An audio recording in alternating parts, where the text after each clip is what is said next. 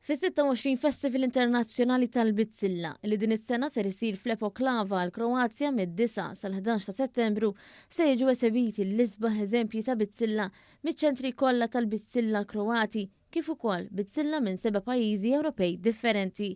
Iltqajna ma' Anna Brinkat miż-Żejtun biex insiru nafu aktar. Spjegat li biex tinħadem il-bizzilla wieħed għandu bżonn itrajbu u ċombini. Il-ċombini jridu jkunu mkebba bl-idejn jew bir-reddiena. Tkellimna dwar id-differenza li hemm bejn il-bizzilla Maltija u dik internazzjonali. Kull pajjiż għandu naturalment l-istil u tradizzjoni partikolari tiegħu.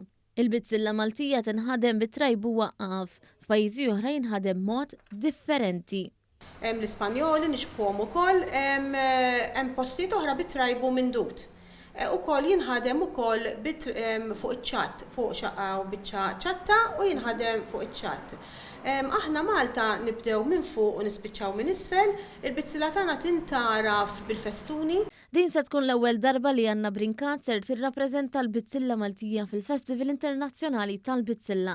One News kellem ukoll ma' direttur artistiku u diżinjatur Petja Zaxeva li fl-istess festival ser tirrappreżenta l-Bizzilla Awċija. Esprimiet is-sodisfazzjon tagħha l-fatt li l-festival se jsir bħal qabel wara li għal dan l-aħħar sentej kellha jsir mod virtwali minħabba l-pandemija. A festival by itself, as I said, it's already 26th one, it's going to be this year. Usually happen in September, it's international festival every year, there are a lot of different countries in it, they have a partner, each year they have a different country partner. Is-26 Festival Internazzjonali tal-Bizzilla tiġi organizzat taħt l-auspiċi tal-President tar-Repubblika tal-Kroazja Zoran Milanovic u tal-Ministeru tal-Kultura u l-Midja, il-Ministeru tat-Turiżmu u l-Isport, il-Ministeru tal-Bidja, il-Kummissjoni Kroata għall-UNESCO, il-Kontea ta' Varaġdin u l-Belt tal-Epoglava.